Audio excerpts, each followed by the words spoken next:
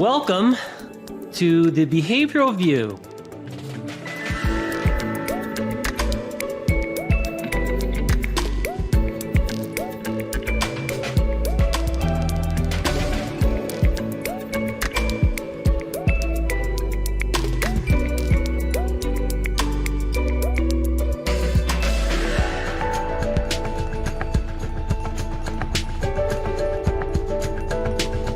Hey everyone, would you like to get a CEU for this episode? Listen closely for the announcement of 3 secret words delivered throughout the episode.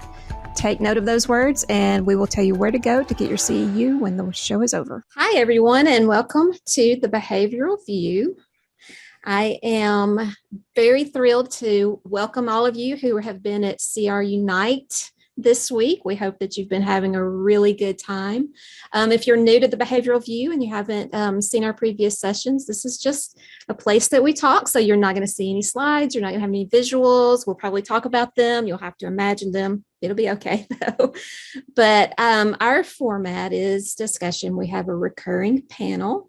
With me today is Dr. Carrie Millico, who is the CentralReach Director of Clinical Programming, and Dr. Rick Cabina, who is the CentralReach Director of Research.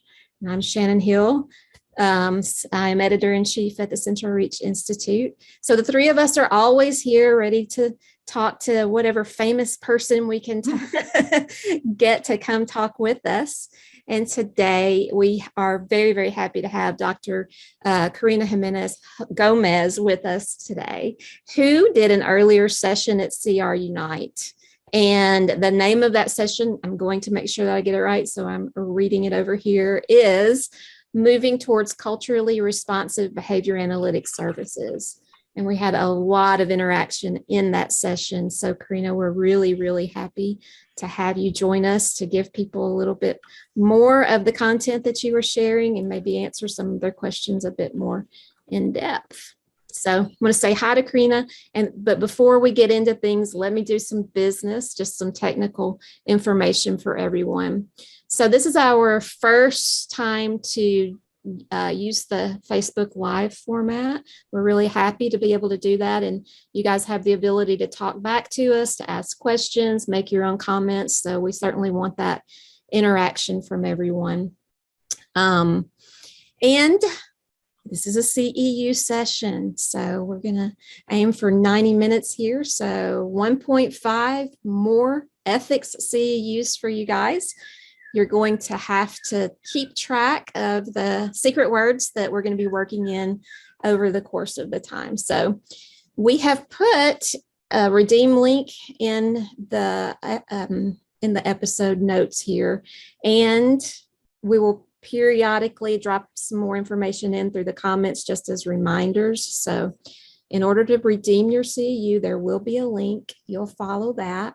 If you are already a CR Institute user, then that's just going to take you to your login page. So you will log in and go to the My Learning section of your dashboard, and that's where you will find this. You'll go and you'll enter those secret words and get your certificate. But if you currently are not a CR Institute user, that's just going to take you to a place where you go and you register and create an account. It's not going to cost you a thing, so feel free to go right ahead and do that. Be brave about it. It will not backfire in any kind of way, and you'll have not only the opportunity to get this CEU, but to rewatch it if you didn't get to see everything, and you'll have it there on your dashboard to revisit later if you want.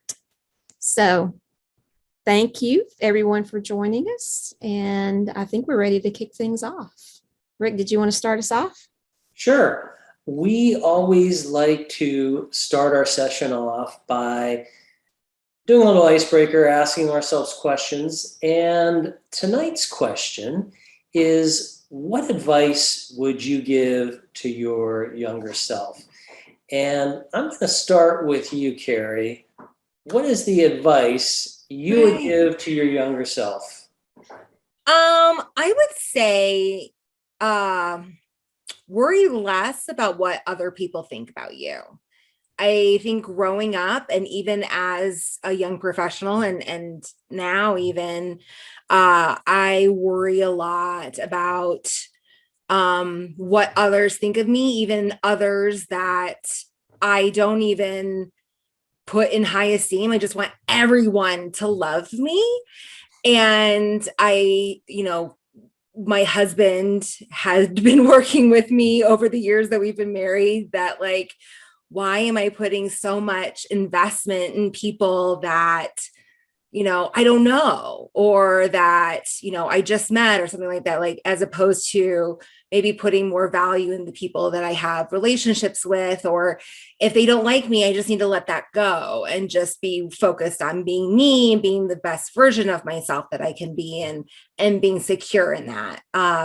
So I feel like I've wasted a lot of stress and anxiety and blood, sweat, and tears over trying to make other people happy, and sometimes conforming to be who they want me to be instead of just being okay with me. So I feel like I could have, been happier, and if I just could have secured that earlier on in life. But something that I've been working on, if it's a constant work, trying not to be a people pleaser. So. Excellent. Well, I'm just going to go across the screen, my screen that is, and next up would be Corina. All right. That was a great answer, Carrie. Thank you. There's so many things I feel like I would tell my younger self. I mean, I think what Carrie said is one of the things I would say probably, but I think one that comes to mind to me a lot is live the moment more. I think that's oftentimes where we're so concerned about future events or reliving past events, either because we regret something or we wish we'd have done something differently or whatever. So we're constantly living in a different time zone in a way. And we forget to kind of contact all the things that are in our immediate moment. So I think a lot about that now. I think about it from like an act perspective, like, kind of like really experiencing the moment. And I think a lot about it with my kids. I have 2 kids. And sometimes they're like, I want to be big, it's so awesome to be an adult. And I'm like, it's not great to be an adult, actually. And this rush to get to this place. Like my son will sometimes be like, I can't wait till I can drive. And I'm like, oh, okay. But you're 10 right now, and being 10 is really awesome. And I think that sometimes we just kind of forget about the really special things that surround us in the present, because we're always, oftentimes, I should say, thinking about what awaits tomorrow. So that's what I would tell myself. Live in the day. That's a good one. Yes. Shannon, what are you going to tell young Shannon? What advice are you going to dole out? It's kind of related to what Corina just said. It's don't take shortcuts, because I felt like I was always trying to quickly get to the next place. And sometimes you just need to stay there. You need to go the long route. You need to, take the steps that actually take a little bit more time to give you the experiences that you're going to need. So it's so related to trying to grow up too fast, right? And not experiencing everything that you can while the development is happening. And I just wish sometimes I could be little Shannon again and say, no, sit still. There's things that you can learn from this experience you're having right now. So don't rush through it, and don't look for ways that you can kind of, shortcut the system. What about you, Rick? What are you going to say? It's tough to follow what all of you said, but when I think back, especially at this stage of my life, if I could talk to myself when I was younger, especially not like little Rick, but maybe Rick starting to move into an adult, I would tell myself to be more patient. And this would have been really important when I became a young father. And when you have kids and they're young and they're always doing things, and sometimes like, should they be doing this? Or, you're someplace and you just want to act quickly, and you want to do things, and maybe you get a little nervous if something's not going in the right way. And if you are patient then you just have more zen and things don't bother you as much. And I wish I could have told myself that back then, because you think about some things that really in reflection are like stupid to worry about and stupid to try to push along. And I recently became a grandfather. And now that I have a granddaughter and I'm working with, having a young baby, it's just very different when you're a young parent. And like if you're out in public and there's crying or something, you're like, oh, come on, kid. But if you're just patient and you take things in a more calming approach, it just doesn't matter. So that's been a big thing that I've thought about a lot. And I would certainly advise myself along those lines. I just want to say that I wondered how long it would take you to work the grandbaby in 9 minutes. You got to say congratulations, Yep. G-Pa. Thank you. It's the sweetest Very little proud. babes. Yeah. I did want to mention that, we are live. This is something super, unique to the behavioral view. We've only done this once before, but this is the first time that we're live on Facebook. So we see your comments. I do want to say, Vicky, thanks for the solidarity. We see the comment from Patrice that thank you for bringing in some keen insight on being present in the now. So, we thank you guys for all this chatter. We see your all's comments, even got some fans in here for your PT book, Rick. Yes. Rick is definitely the ever, big, got a following wherever he goes. So it's fantastic. And everyone's congratulating him on his new addition to his family. So this is fantastic. I just wanted to make it just, clear that we are totally seeing what you all are saying to us. And again, if you guys have any comments for Dr. Jimenez-Gomez, then please put it in there now, so we can go ahead and start including it into our conversation. Yeah. And, I was moderating your session today, Corina, and there were so many really, really good questions. And I think that the thing that generated the most discussion of all was the cultural identity map. And so people were just really excited about that. Can you talk a little bit about where that came from? And for those who didn't see it, what it is? Okay, I'll try to describe it. So imagine a bunch of boxes with questions inside them. In the middle box is your name, and then around them are just questions that are meant as stimulate to evoke some sort of response to learn about your own culture.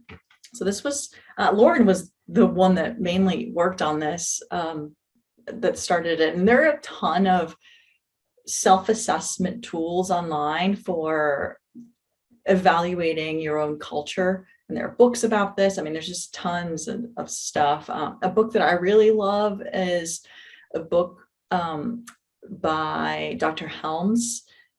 What is the name of the book? A Race is a Nice Thing to Have. It's a super short book and has tons of activities in there. And I think that oftentimes when we think about culture, when we are part of the dominant culture, it is hard to think that we have a culture. So I've been kind of unlucky to live in many different places where I haven't been part of the dominant culture.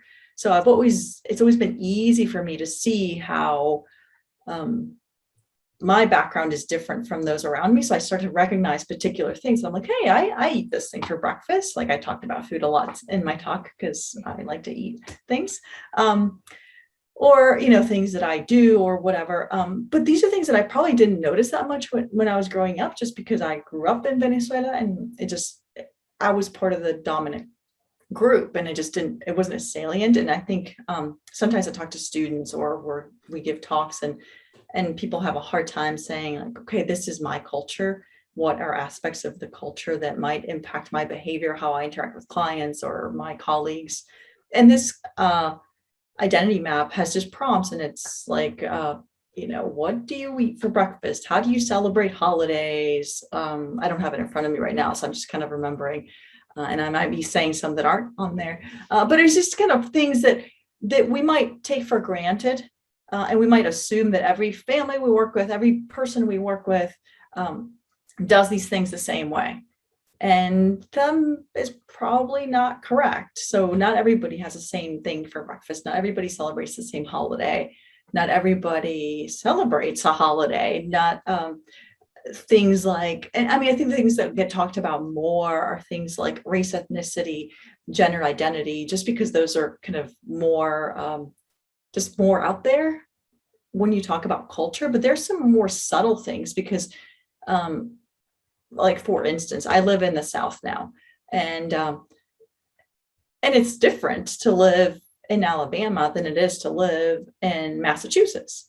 But, somebody who is not from the United States might say like Americans, and then it's just this big group, but culture is even more subtle than just like the language you speak or. So anyhow, that's sort of why we created it. And it's just a way to start having conversations with ourselves and with the people that we supervise regarding where are you coming from into this conversation? What is your perspective of the world, and what sort of things have shaped your behavior? It's really interesting. I like the way you talk about culture is so much more than what we traditionally think about. Because for me, being a Southerner, it would be easy for me to piggyback on that with you being your neighbor in Mississippi, but I'm not going to. I'm going to go a different route in that what I've seen is, since I started my work in adult intellectual disabilities services, and then, moved from there into school and moved from there into clinical, little going from place to place and realizing how much I've been shaped by where I spent the first 25 years of my practice, and how different that makes me when I walk into a situation with people who are working primarily in 0 to 5 or 0 to 8 services now with one particular population. And then sometimes I just feel like they know so much more about certain aspects than I do. And at the same time, some things that are perplexing to the people that I'm working with in those sort of settings, I'm just like, but that's not hard. I mean, just think about what it's going to be like when they get to be an adult. And that's how you kind of guide your treatment plans. So it's almost hard. It's hard for me to even say, where does it stop when you're looking at yourself and your coworkers and the people that you're serving. I really like the way you brought that together in talking about it's all very layered and nuanced, and you can never know a person's culture because there's so many layers to it. Yeah, and somebody made a comment earlier today about like why you can't become an expert in cultural variables, and that's sort of what it is. I can become an expert in I don't know, Southern white culture or whatever, but it's the monolith version of that, not the individual version of it. Plus, when we work with individuals, I mean, our ethics code says so, right? We have to individualize interventions, and we can't possibly do it from a place of a stereotype about particular cultural variables. And that's why I always go back to the concept of intersectionality, because it really captures the aspect that our lived experiences can vary in subtle ways just by differing in one dimension of culture. So you can't really become an expert in all the things. What you can do is become an expert in the people with whom you work by working really hard to build those relationships so you can get to know them. And it's hard because sometimes we all have biases because of our own learning histories. So when I hear a particular word, that evokes verbal behavior for me. And we just have to kind of make sure that we're always keeping ourselves in check. And I think that's another reason why self-assessment and self-monitoring is really important, because, I might say, like, I don't know, a white woman from Mississippi, and that might evoke some particular stereotype, but I don't know who you are, Shannon. I need to get to know you so that I can say, okay, this is who Shannon is, and I'm working with her as an individual, not as the stereotypical person that I think you are. Absolutely. Yeah.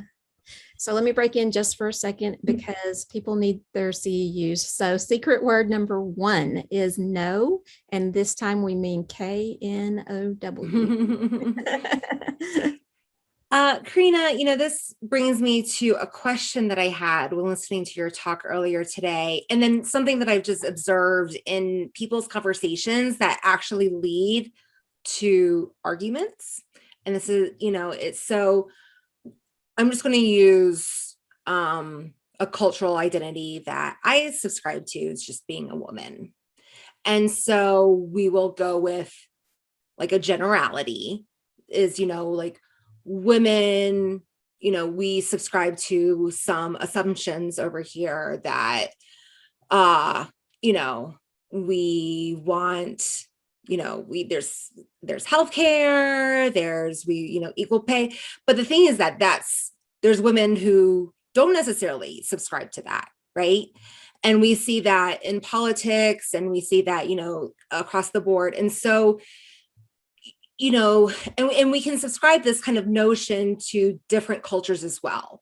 A majority of a culture agrees with certain tenets of that culture, but then not everyone does.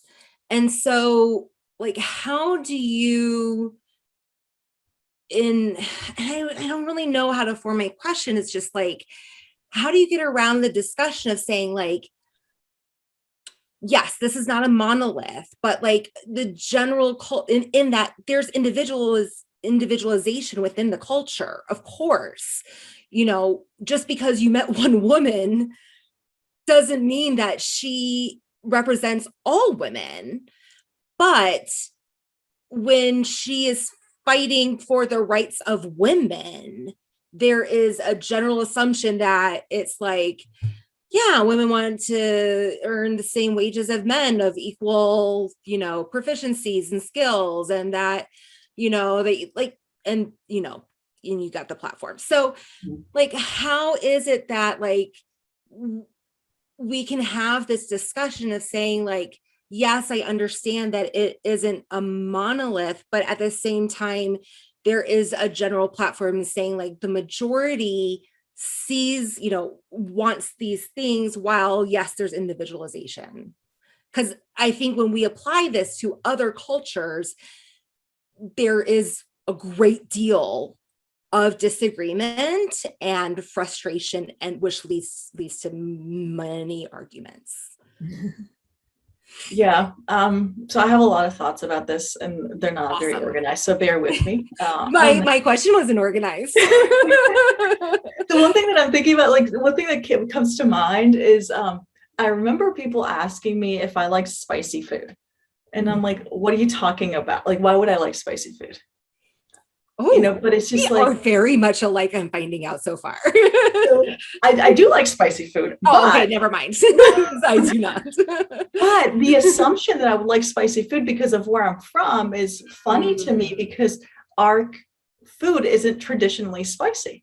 Mm-hmm. But this is just assumption that Latinos like spicy food. I think it's just maybe Mexican food or something, Right. But it's just, I think that sometimes it's an overgeneralization. It's a discrimination and overgeneralization issue, I think. So I think I try to think about everything from a behavioral perspective. So we create these categories that help us navigate the world. Sure. But we have to not engage in errors of overgeneralization. So I approach both you and Shannon. You are both women, and I will likely make mistakes if I make assumptions that you stand by all the things that I stand by as a woman. Sure. Because we probably don't. Sure. So one of the things that I really talk to my students about is I use my assumptions about people's culture to kind of guide my questions or guide how I navigate particular topics, but I don't let that be the final answer. I just try to get more answers from the person themselves. So for instance, I might make an assumption that parenting is hard. Yeah. And I have a partner and it's hard. Yeah. So sometimes I think like, man, if I was doing this by myself, it would be harder. Mm-hmm. So that assumption that I have based on my own experience, I might have a client who has a single parent, and I might make assumptions about that parent's ability to do something in the home. Sure. But that's just based on my own assumptions, not what the parent can or can't do. Sure. So I might ask the person, is this something that is feasible in your household? Mm-hmm. But I don't assume and just discard it outright because of something that I know, or I would just ask people. And I think that sometimes we're just, it's maybe frowned upon to ask certain questions, but I don't ask a stranger. I'm like, hey, Rick, I've never met you. Okay, tell me this very private thing about yourself. Right. Like, no, we have to build this relationship over time. So it takes a long time. The other day, so right now in our clinic, because of COVID protocols, we do a lot of stuff outside in the parking lot. So I spent a lot of time in the parking lot talking to caregivers. Mm-hmm. And a student was asking me why I was doing this with this particular family, like repeatedly. And it's relationship building because there are a lot of moving parts for each individual. And I think that it's easy to make assumptions based on a few things that we know about them and try to fill in the holes, because it takes a lot of time and work to really work collaboratively and get the person's input. So I try to do that, make mistakes along the way, of course, because sometimes things that you think are not important turn out to be important. Yeah. What about in instances, like, I think, more about when you're discussing about when it's not in a one-on-one situation, but you're talking about like a group generically. Stereotyping. What's that? Are you trying to get at stereotyping? Well, no, you just like, when you're referring to like, say, academics are important for Asians, stuff like that. Is that where we're headed? What did you first say? I said like things like academics are important for Asian families, things like that. Oh, no, I think that is not like that, saying like, the data show that 75% of women, like I'm thinking like the EPA, I just recently saw a documentary, right? So it's like, 75% of women, indicate that they want to be, paid at equal wages and stuff like that, and so but yet, some do not, like, so it's not saying like, having a moment to form a relationship, be like, hey, is this something valuable to you? Or like, do you want to have children or something like not necessarily like that, but, or something that is like commonly known, or something like, bad, women are bad, dry, like not going with a negative stereotype or something, but it's basing on like something like data that was pulled by research or surveys or something like that. Is that something that is like safe to, like to use in conversations and use as evidence to promote a particular direction in conversation? Or is it still saying like, no, it needs to be based on the individual? So that I see what you're saying now, and I think it is useful. I think it is useful, but we can't lose sight of the fact that there are individuals within those groups. So, I mean, I'm still kind of stuck on the fact that there are 25% of women that don't want equal pay. So that's just I need to make sure I mention here, because, okay. But I mean, I think it's useful to know. So like in the talk today, I talked about kind of data on people's perception of their training, or people's ability to feel confident about being culturally responsive. There's also data on things like age of diagnosis for children who are white versus Black, or children that are referred for problem behavior in the schools. And I think those data are valuable, and because it can help us advocate for particular groups. But we have to recognize that not, those are stats that are not representative of the individual. And I think as behavior analysts, we work with individuals oftentimes. Mm-hmm. I mean, we work with organizations as well, but Sure. those are composed of individuals, and kind of not losing sight of that aspect of it.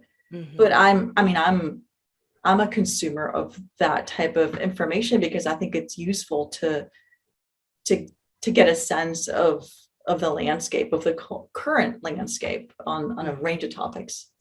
One of the things that we did one of the organizations I worked with when we went through person-centered planning training was to draw these maps that were what our values as an organization, what our core values were.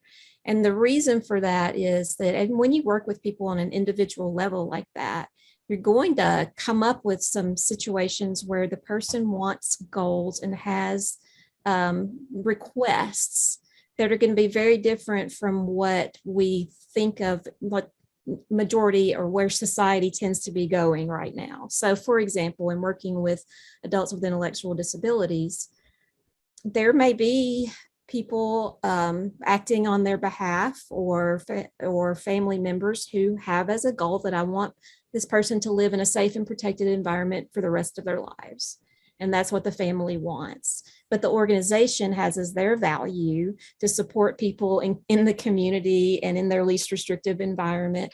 And so I think sometimes it can be helpful to have these things as an organization, and even maybe as a human, to know that I understand there's individual differences within groups, but this is what I personally can do versus what this organization can do. And maybe I connect you with someone who is more able to support you in your goals. But I do think that sometimes there's this push and pull between the idea of what is good and right with services and where we should be going with people, versus sometimes there will be individuals who have very different preferences than that. And it can be really hard as a service provider to know, how do you navigate that? How do you support them in their choice and their right to make a choice versus what you've come to believe is right?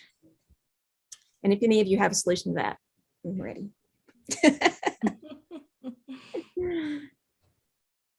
I guess not. No. Yeah. Well, Kat had made a mention here back that about building relationships to get those difficult subjects taken care of, and trying to be patient with ourselves and with them. But again, going back to relationship and I think that tends to be the answer over and over again, right? Forming relationships and just making sure that you are making decisions from a clean conscience place. I feel like I tell my students a lot, like I tell them, I have few answers to all your questions, because usually I'll say, it depends, or I'll say, work on the relationship, or and those sort of things. It seems silly to always say it depends, but oftentimes, like what you were just saying, Shannon, it kind of depends on a range of different things. And I think that the way to get at the best solution or outcome is to constantly be problem solving by working collaboratively, as opposed to having a prescriptive approach. It's easier to have a prescriptive approach. Like if you give me a manual and tell me do this every day, I'm like, great, I don't have to problem solve. But that's not the business we're in. That's not what we do at all. And I think it makes it harder when you're starting out, because you're still mastering the behavior analytics skills. Yeah. But then, so my students sometimes get frustrated because so now you're telling me it depends? Well, I don't understand. What am I supposed to do? And it's just a different skill set that isn't part of a class, but it's definitely part of the training. I was super impressed with all of the graphics that you shared when you presented earlier. And you had one which was like a roadmap. It was like every step on the road, and it was moving towards being more culturally competent. And in your time working with people, where do you see a lot of the time being spent? And I'm assuming, maybe that road never has a final destination. It's like perfection. You never attain it. You just keep on trying to get better and better. And that really spoke to me. And I thought about a journey, and I thought about working with people. And I'm just curious as you've been talking with more people and you've been working with your own staff and other people, how you would see allocating time and how that works when people are integrating this into their own repertoires.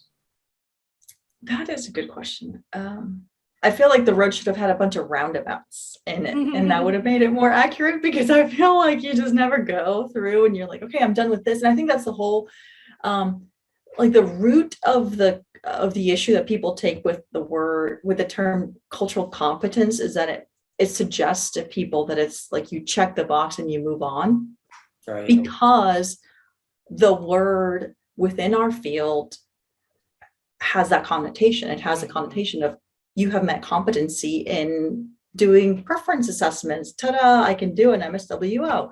That's not what we're talking about. So the reason we use that terminology is because scholars who work in this field, like Daryl Sue, that's what they use. Mm-hmm. But if I were to depict it graphically, the road should have a bunch of roundabouts, because it suggests you have to revisit a bunch of things. So you learn and grow and you do all these things and you have your degree and you have a bunch of experience and you start working with clients. But as you work with clients, you have to go back and continuously be revising the things that you have learned.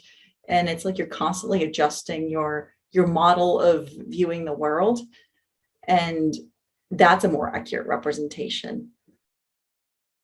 And that's what cultural responsiveness is that being able to adapt the work that you do to the cultural framework of those with whom you're working.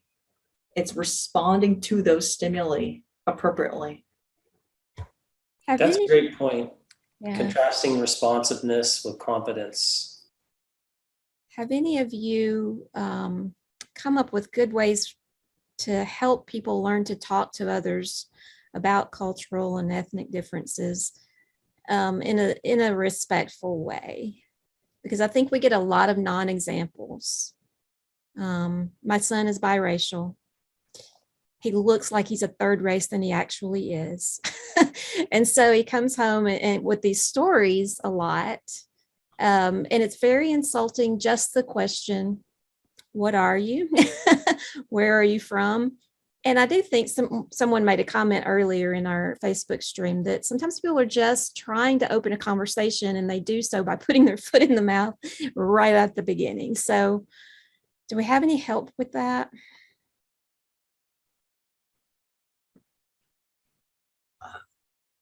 Another hard question. Yeah. Super hard. Well prepared, all the hard questions. In our in the course that Lauren and I have, we talk a little bit about microaggressions, which is what that is an example of. And we share a TED Talk by Dr. Melanie Dominic-Rodriguez, who talks about, she says, stepping in it, not putting your foot in your mouth. And that's exactly what it is. And I think it's just more how you react. And that's what she talks about, how you react to stepping in it or to putting the foot in your mouth. So if you're constantly concerned about engaging in the wrong behavior, you're going to engage in no behavior, because you're so afraid of the potential aversive consequences that you just don't behave, right? Which doesn't lead to anything. But I think the important thing is how do I react? So if I say to Rick, what are you? And he's like, whoa, what does that mean? What are you saying? And then how do I react to that? So I think it's just kind of learning.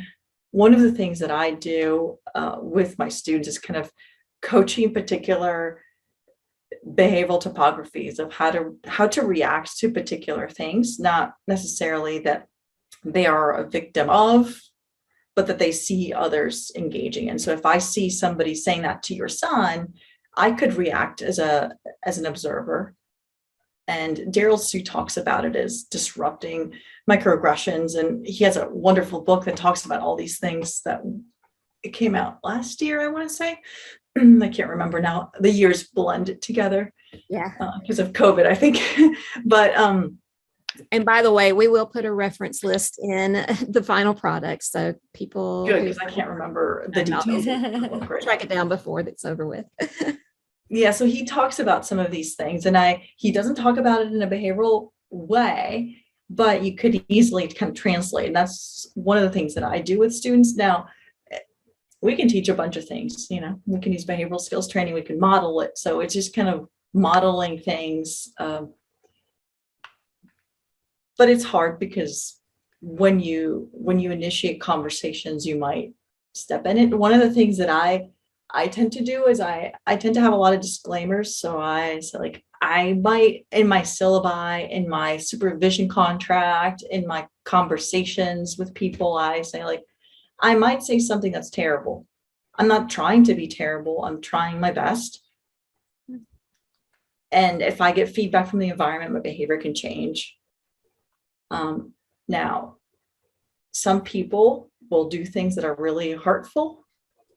And then is the onus on the other person to correct the behavior? You know, if somebody says something really hurtful to your son, does he have to then teach people how to not be rude and horrible? So then that's sort of the question of, like, where does it? And that's why I always go back to self-monitor your behavior, you know, consider your own learning history and how it impacts the things that you say and do. Because we're all aware of, you know, our upbringing and things that were reinforced and that were met with punishment and things that we now look back and we're like, yikes, I can't believe grandma would say that thing, you know? And like, I mean, we're all nodding because we can all have examples like that, right? I'm not going to share any, but I have tons of examples from, like, elders in my family that I'm like, yeah, not the best. And I can recognize that. And I think that being able to discriminate those behaviors, label them, and being able to identify different strategies when presented with similar stimuli, that's the way to do it. It's super hard. That's all. My son has said maybe he just needs to get his 23andMe results printed on a t-shirt and wear it around everywhere. Oh. And at the bottom say, and I'm from Mississippi. And it just clears up a lot of questions right off the top. Two things. There hopefully is a fantastic article coming out in some BAP in the future, behavior analysis in practice, written by a friend of mine. I'm not at liberty. They didn't say one way or another, and I didn't think it was going to come up in this live broadcast of the Behavioral View. But if they do get published, it will provide an amazing framework about all of this. So for the behavior, not necessarily for the dude in high school, but for the behavior analyst to self-examine about, not only cleaning it up, but before they open up their mouth. So that is going to be really exciting, if I'm sure it will, but if it gets published. But number two, I know that TED Talk, because I took your all's course and I had to renew a couple of times because 8 hours is a long thing to do. But I remember that TED Talk, and I actually put it in my references and I refer to it when I present on ableism, because I think it's really appropriate in those contexts too, because as you mentioned, if you don't know how to clean it up, sometimes you just don't behave. So it's really great to just know how you clean it up. And their framework in that is fantastic. And our colleague, Cassie Bro, talks about this, even when like using correct pronouns, like fix it, recognize it, tact it, fix it, and also just like move on, because sometimes even just talking about the error, brings more attention and awkwardness and everything like that to the situation, but just recognizing the error and fixing it, because adding oh, I'm sorry, oh, that was makes the person that you actually offended even more offended, because now you're like, dude, just like, can we still have this conversation and not belabor this instance? Like, I just want to be treated as, your friend in this instance, as opposed to just harping on my pronouns. Like, you fixed it, great, let's move on. And that's what Daryl too talks about. He talks about, like, then you turn it into, it's all about you. Exactly. All about you. Like, oh, I'm so sorry. And then the other person's like, no, fine. And they're soothing you. Yeah. It's just like, that's not what it's supposed to be. Yeah. Exactly. But yeah, I think it's a good point, that you have to, but there's a lot of preemptive work that needs to happen, and I think that that it could be hard when you don't even think about some of these things. And like, if you've never met somebody who doesn't go by the pronouns that you assume they have, then you might not even consider that something you need to think about. But again, we're behavior analysts. We train behaviors. We know that the way to get really good at something is to keep doing it, practice it, keep rehearsing the behavior until you get to mastery, and doing it in the environments that are where you're likely to need the behavior. Right. So don't role play it with your best friend. Like, try to actually be in places where you're going to need that behavior, because if you're not fluent where you need it, then you're not going to do very well. Yeah. August Stockwell puts on a fantastic workshop around this. And it's, as opposed to some workshops where you just like listen, there's practice opportunities. So they pair you up with random people in the workshop, and that's okay. No, so now practice introducing yourself with your pronouns. Okay, now practice asking what their pronouns are. Okay, great. Now practice using it in a sentence. Okay, now switch partners. Do it again. And it's great that. Because that's what we need. Yeah, it's fantastic. And so that's what you need, and that's like, because again, you are practicing that skill, and so that way you become more proficient. Not, it takes a while to become fluent, but more proficient in being able to actually incorporate that into your everyday behaviors in, natural settings. So let me break in for a second to say secret word number 2 is time, Time, not the herb, yeah. No, I get really excited hearing about examples like that. And it makes me really happy that more behavior analysts are getting involved in cultural change issues, because one of the things that's kind of always in my mind when we talk about these topics is that as a behavior analyst, I have to look at individuals and think, even if they are doing things that are very offensive to me, I have to always be reminding myself that, their environment got them where they are, right? We believe this. I truly believe this. And yet, when I think about cultural change and how it happens over time, it does seem like a lot of it occurs in response to punishment procedures. And I haven't researched it at all. This is anecdotal me just thinking, how do we move from one paradigm to the next, and how we think about and talk to each other. I'm just curious, behavior analysts, what do you think? Do we have to go to punishment, or can we find more ways like what you're describing with August doing that are less reliant on punishment?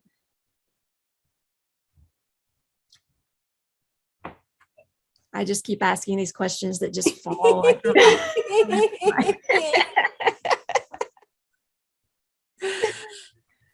So what do you mean when you say punishment? Well, just like we talked about before, that as terminology changes, and we can go into any area that we want on terminology. In the disability community, it changes. In how we describe race, ethnicity, sexuality, all of that has changed multiple times in the course of my life. And what I recall about getting those things into the vernacular is that it gets replaced in the literature. And so we're reading it more. So there's more exposure. Social whether we're talking about movies, television, or social media these days, you start seeing it being more and more incorporated. So we have this modeling that goes on that we're surrounded by that certainly helps. But also, there's always this period of time where you're going to be punished socially if you say it the wrong way, or you do the wrong thing, or you ask the wrong questions. And of course, that shapes some more behavior change. Yeah. And I have mixed feelings about that, because I feel sometimes like the punishment comes first and the rest comes afterwards. And I just wish that we could find ways to get it in a more of a shaping way more frequently. Does that make sense? Yeah, it does. I was actually having a conversation with a friend the other day about something similar to this. Like, there are a lot of us that are trying. We're trying really hard to do better, to learn, to grow in particular areas that might be uncomfortable, might be new to us. And when you're learning a new skill, you're bound to make mistakes. And I think that it is kind of surprising to me when behavior analysts respond that way, in a very punitive, when feedback is given in a kind of punitive way of, like, I don't know, let's say that, we're having this conversation and we say things that don't sit well with somebody who is watching us right now. And there are multiple options. One of them is they do nothing. Another one is they shame us on Facebook or anywhere. Or they could say, like, hey, Corina, when you said this thing, actually within my community, that is not a well-regarded term. Mm-hmm. Right. So there are multiple response options. And I think that oftentimes people go to that more punitive, like, I can't believe you work in this area and you use that term, or you said this thing, or you did this thing, how dare you?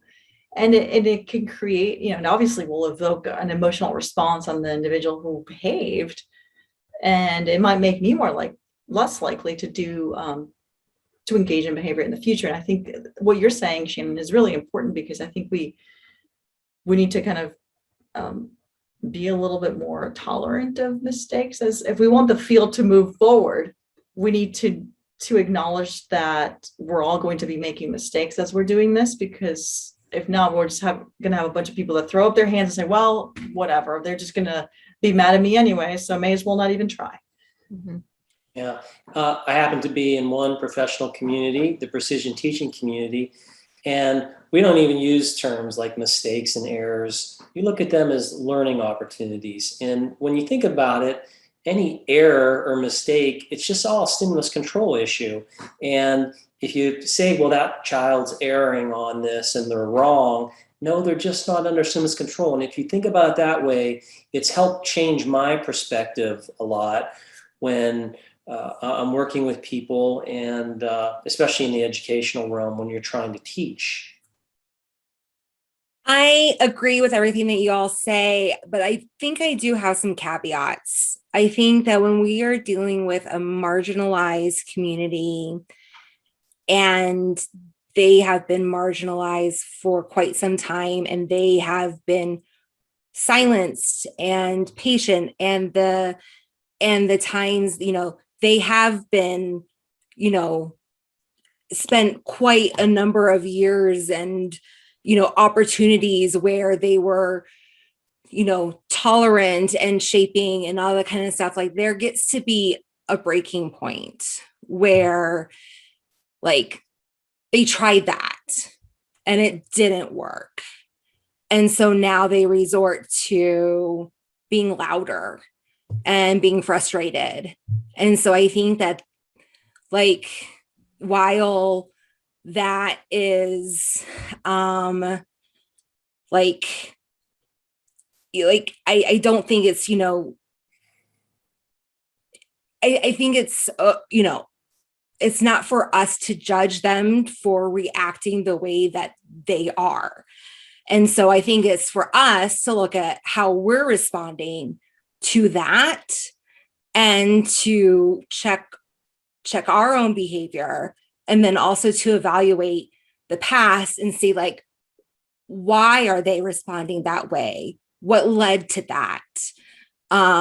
So like, I think we can probably take that analysis to like any situation, any marginalized community. Like, I just sorry to bring up women again. That's like my only one thing that I can subscribe to. I don't have a disability. I am just a pretty privileged white woman, but cisgender. But like, I just saw something that like women had to chain themselves to barricades of some sort to even get the right to vote. People have to go to extreme measures to be heard.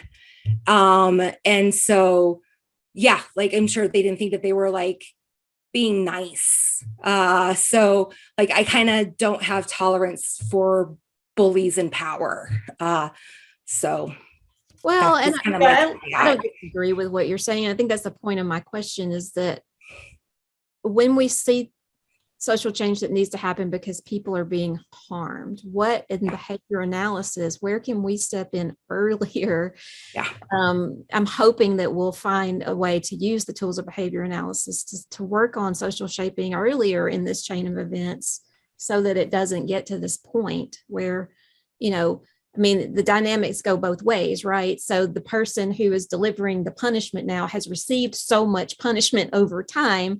Of course, they're ready, to not take that anymore, of course.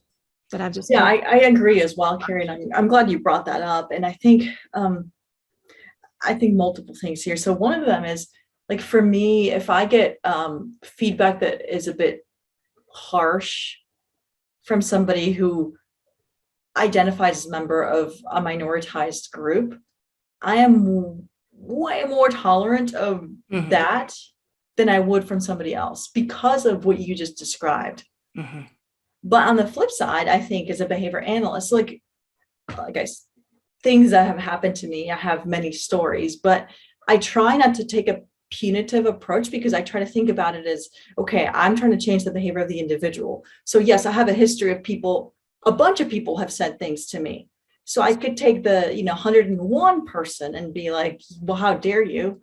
Or I could say 101 is different than the 100 prior, and I'll treat you as an individual and try to shape your behavior. Sure. Now, it is in my job to, or anybody's job, to coach all the individuals around them on their minoritized identity. It is not. And I think that's, again, why it takes work on the individual level. Like, that's why we have to assess our own culture, self-monitor our behaviors, learn about the cultures around us, and just learn a bunch of stuff. Like, learning history of the United States, really, Yeah. I'm not from this country, but I read a bunch of stuff because, well, it helps because I'm not from this country. So it provides a bit of context, but also because I think it provides different perspectives on what has shaped different communities. Well, and not just read the history of the United States, but read multiple versions of the history of the United States. Yeah, I'm reading a really good book right now. It's Black and Latino history of the United States. There's also a really good one, Indigenous peoples history of the United States. So there are just kind of different perspectives on events that, and I think, these are just, again, gross overgeneralizations of events that happened, sure, a while ago, but that same perspective of kind of considering more broadly people's backgrounds and what in this person's learning history is making them behave in this way when faced with this stimulus versus not behaving in this way. And that can help modulate your own response and your own, ability to say, like, okay, well, this is a learning opportunity for me. I'm going to not do that again.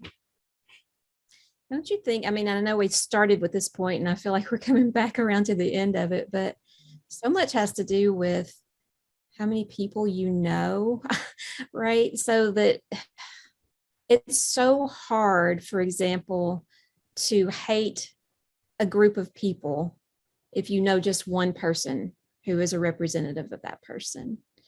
And I don't know, growing up at the end of forced school integration, and then a period of time where we were physically situated there together in public schools, and then seeing it after I left public schools, where I grew up anyway, white flight started happening.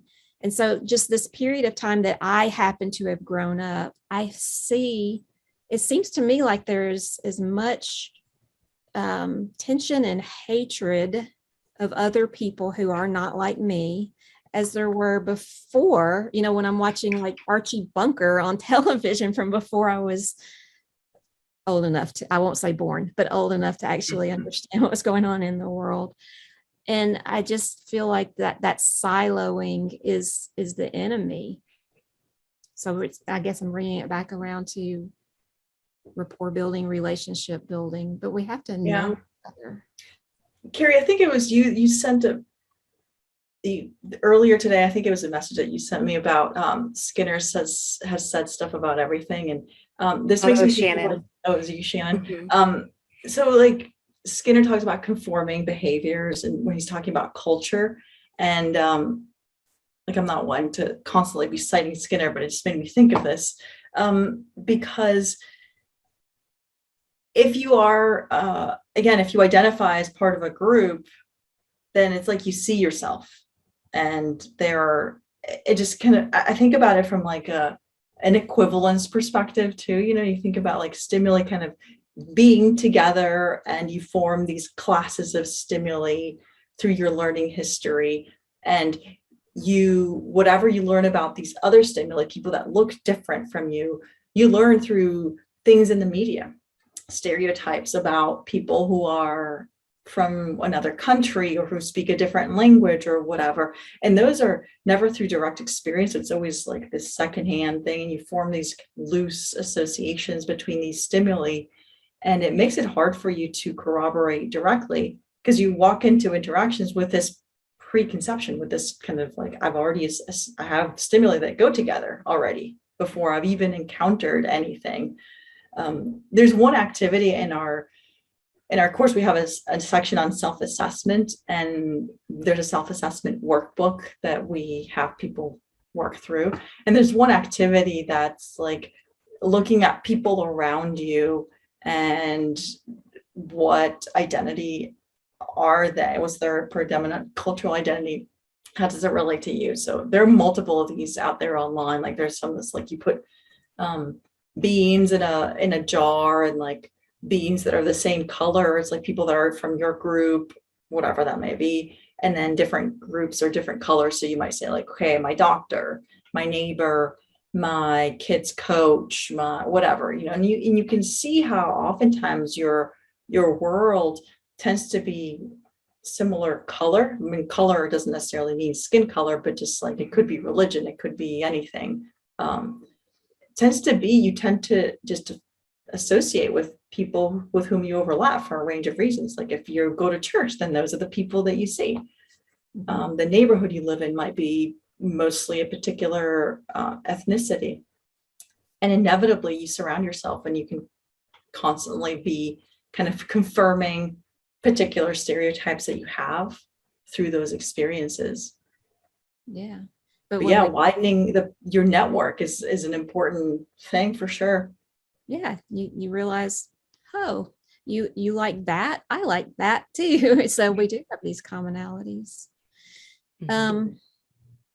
Okay, so I had a comment up on the screen that I was going to read, but it has bounced off. So, when I was a little girl, I learned English when I was 8, 9. I lived in Rhode Island, and a small town in Rhode Island for a year. And I remember kids were just super curious about me. Like I didn't speak any English.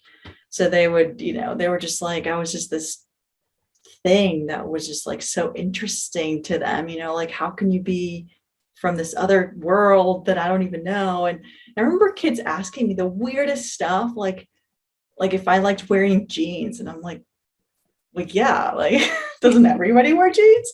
But I think just these assumptions that people have of the other, That if everybody that I know that lives in this place wears jeans, then you possibly can't, because I was asked things like, what is it like to drive around in a car? And I remember being like 8, 9, thinking like, do these people think like, what do they think my life is like?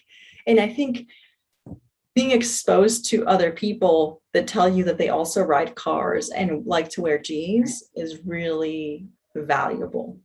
Or they like saw some cartoon that represented like this like little, small island where the girl only wore like a cotton skirt and walked around with bare feet. And so therefore that must have represented, everyone in this region. And so that's that's what or like an old movie or something like that, because, that's just, therefore everyone in that area must have represented that.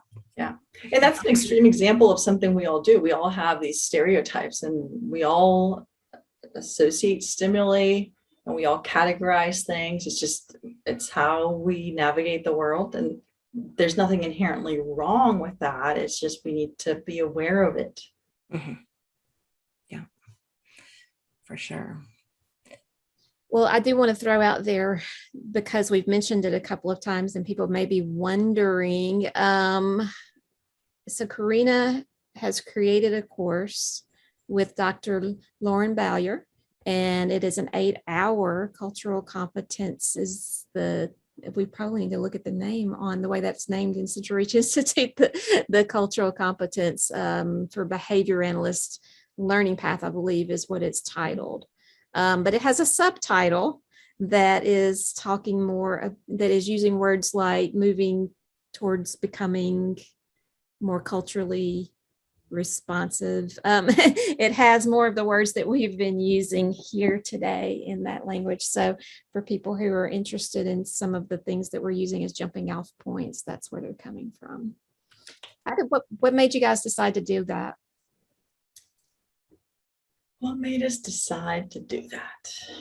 That is a good question.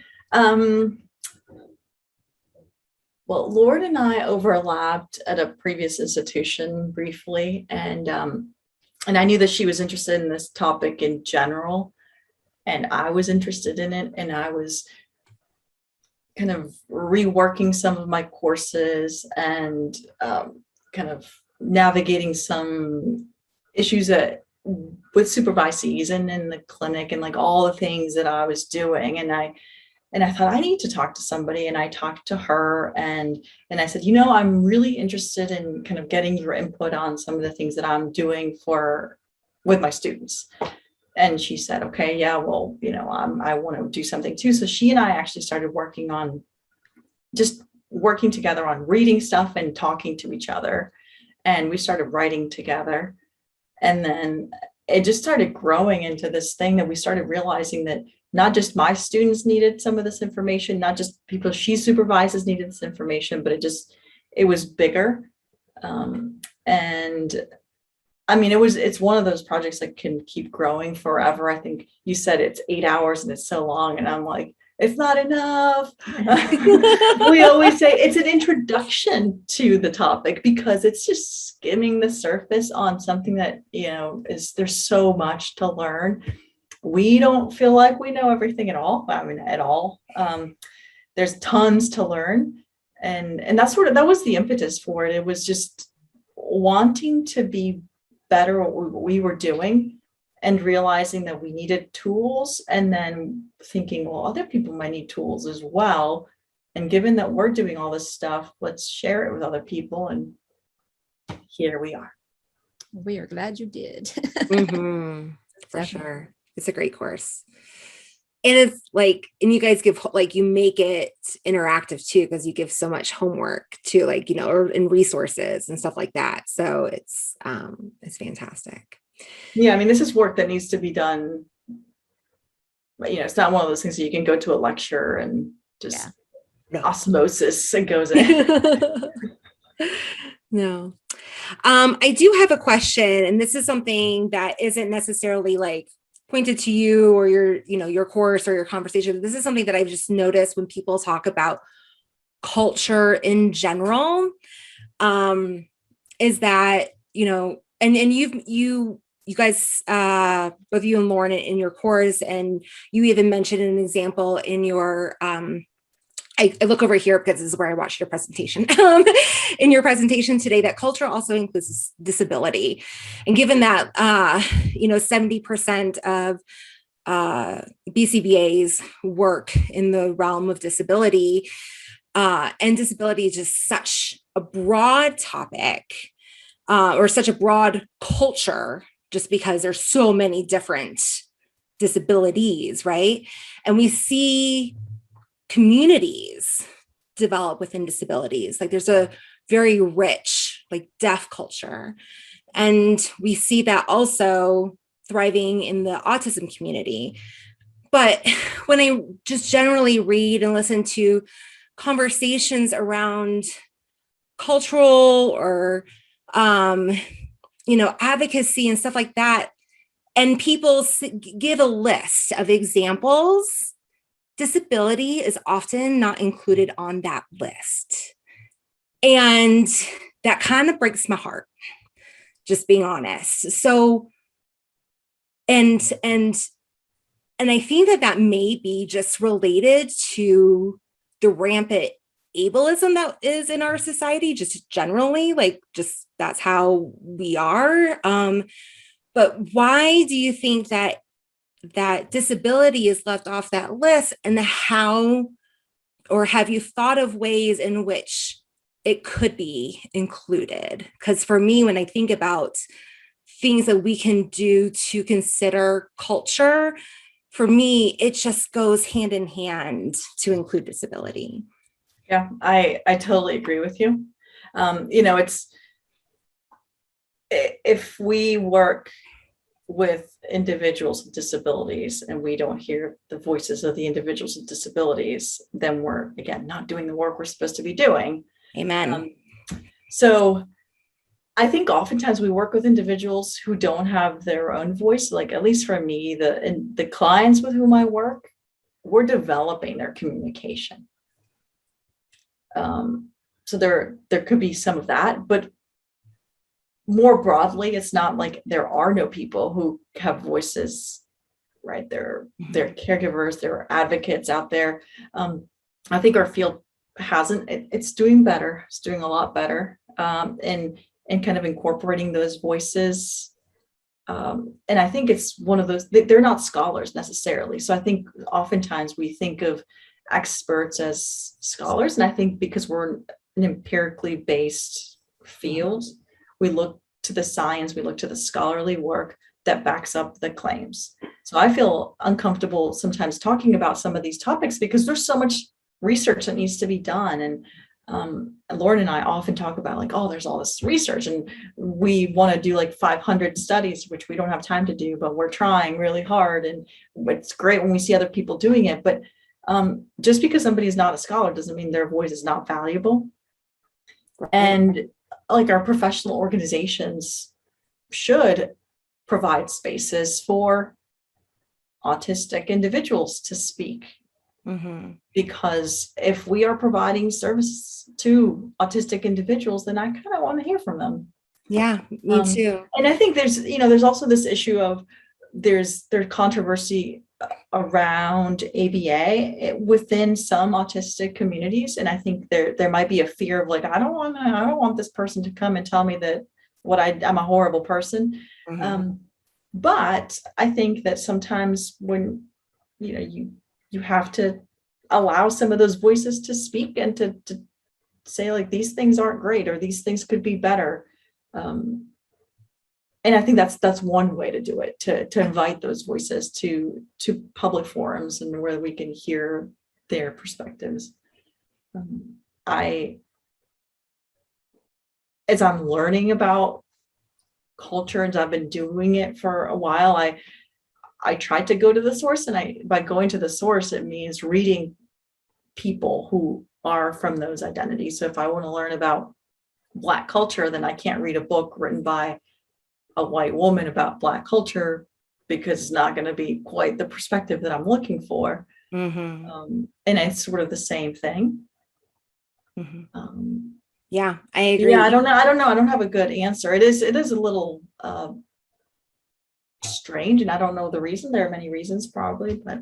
Well, and the thing is, like in the disability community, there's tons of activism and to get the Americans with Disability Act, there's people with physical disabilities dropped their crutches and wheelchairs and walked the or didn't walk, but like climbed the stairs, the Capitol building to make. So this isn't just about autism. It's about disability, which is like you have physical and cognitive and development. Like there's it's across the board. And so and when I see people in the chat are saying saying what you said about the language is again, this includes people who do have language. And I don't know, there's the Obamas sponsored a documentary or produced a documentary called Crip Camp. And I don't know if you've seen it, but it is back at camp back in the 1970s where, they really promoted dignity and, let people, of all disabilities just kind of like be themselves. And, there's this woman who, I believe she had MS, but you couldn't understand what she said, but she had something to say. And so they passed the mic around and gave her an opportunity to speak. And people were like, that's right. Yep, exactly. Yep. And she felt valued and she was encouraged. And also it's like, and some people actually, could understand. Like, so it's like, we need to give the voice to people who, may not understand or try to connect with those, to provide opportunities for them to be included on this list when we run down the list of people who are marginalized and don't have voices and stuff like that. So I think it's, yes, we are working with those, to help give them voices, but also sometimes it's like, are we, let's make sure that we're listening even when we think that there isn't an opportunity. So, well, and can I just throw in here, this is one of those places that's kind of an example of the ID group kind of went through this before the autism community did. Exactly. So, they set the stage. Part of what I think it really boils down to now at this moment is we within the ABA community have to be the leaders in showing how to integrate that in a meaningful way. It's one thing to stand up and say everyone should have a job and to go to the Capitol building, but are you going to go to your own HR department and say, exactly, we need representation at our organization, and we don't need to just create small jobs for people so that we can say that we have this, but do we have meaningful leadership, forward-looking, and feedback on what it is that we're doing in our treatment rooms every day? That's just my opinion, is that if we don't take it very seriously and if we don't incorporate and lead on that, then we can't look at the rest of society and say, that you're discriminating against this group. Yeah. We have, if it's okay to kind of shift just a little bit back to some of the original questions from your first presentation. Several people were wanting to talk about how what you're teaching works for and against and with ethical codes. So that's yes. I'm summarizing a big bubble instead of giving you specific comments, and you can go wherever you want with that. So I'm excited about the new ethical code, and I think the ethical code that we have today, that is not the ethical code we will have next year, is doesn't have the context necessary to guide the decision making of like, what do I do when there's a conflict between my culture and the ethical code, or between like the person's culture and like they really want to give me a sandwich and I'm not supposed to take gifts or whatever. Am I not supposed to drink water? They're going to be offended. And the new code doesn't even have that issue anymore because you can accept a gift up to $10, it turns out. But I think it's also nuanced. And the nice thing about the new code is that it starts out providing context, urging people to use this context to guide their decision making. It provides a sample steps for guiding decision making. There's also literature on this. Rosenberg and Schwartz has a wonderful paper they both wrote about ethical decision making and how to guide people through the process of dealing with an ethical dilemma. Because ethical dilemmas are that gray zone, the nuanced area where we have to figure out what is the best course of action when this part of the code is telling me to go right and the other part is telling me to go left. What do I do? So I think the new ethical code provides some more guidance in that respect, and it invites behavior analysts to consider culture, to evaluate the scope of competence, not just the technical skills, but this side as well. Just your ability to navigate this, because this is another skill set. So I think sometimes when we think about scope of competence, it's like, oh, I've never worked with adults with disabilities in a residential facility, so I can't take that client. But I'll have, a Korean family come to me with very specific cultural needs, and I'll be like, sure, come along. Why? Because they have a kid.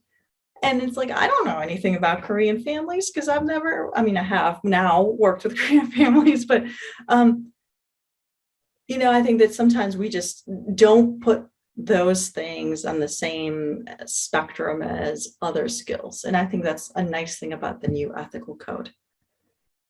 And I'm kind of looking forward to seeing how it evolves, because our field is evolving in the scholarship of this in this area. So I'm 100% sure that the code will evolve as well. So that'll be kind of nice to see. And it's kind of an exciting time to be a behavior analyst, to be part of that and see it move. Agreed. Yeah, I think the new section of the core principles really helps us set those things that you're mentioning. Like that helps like set a great foundation for a lot of this like greater humanitarian type of like outlook on our treatment with others. So I think we have time for one more question. So Rick, Carrie, do you guys have anything? Corina? I got in my questions that I wanted to make sure I got in. Okay. Yeah. This is listening to other people take my questions again. Okay. Well, Corina, is there any particular message you want to make sure that gets weaved into this conversation today? I don't know. It's exciting to see the interest in this topic. To me, I'm really passionate about it, and it's just nice that it's part of the conversation more broadly in the field, because I think it's needed, and I'm just excited to see where things go. And I encourage people to think about it as just a skill set. To don't be afraid to jump in. Just remember the very first time you ran a DTT trial with somebody and it was terrible. It'll be fine. Or the first time you created a graph and you got a bunch of feedback because you needed to change it or whatever. It's the same thing. It's just a skill set and it needs to be shaped. And I think that for me, one thing that's been valuable is having a community of people with whom that can give me feedback on my behavior in a way that works for me. So I don't work well with very aversive. I'll do it.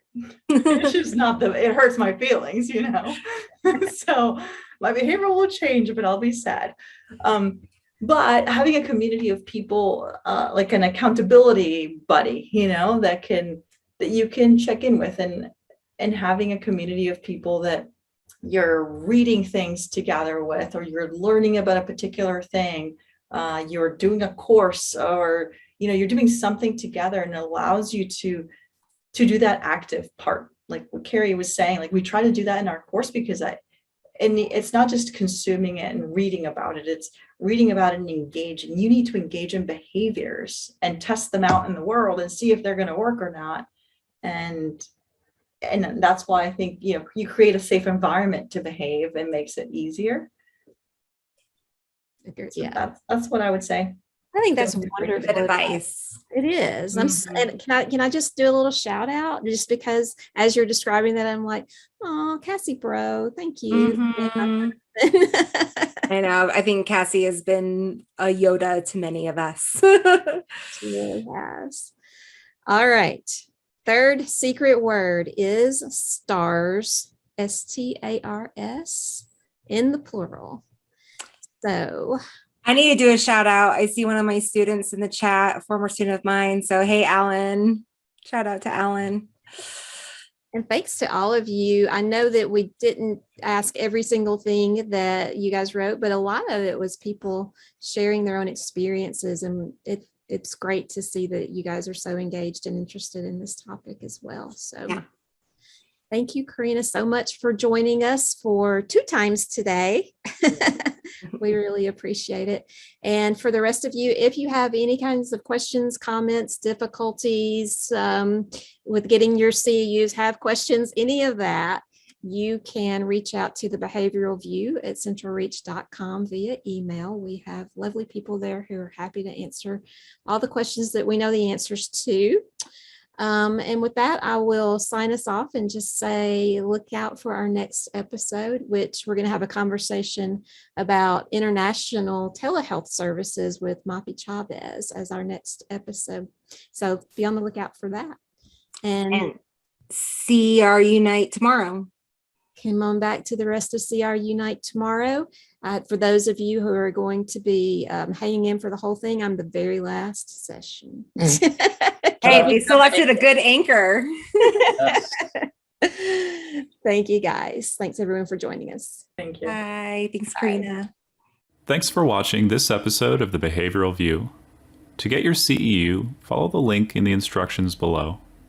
You can then go to the attendance verification quiz, where you'll enter in the secret words and pay the CEU fee to generate your certificate. You've already done the work, you may as well get the credit.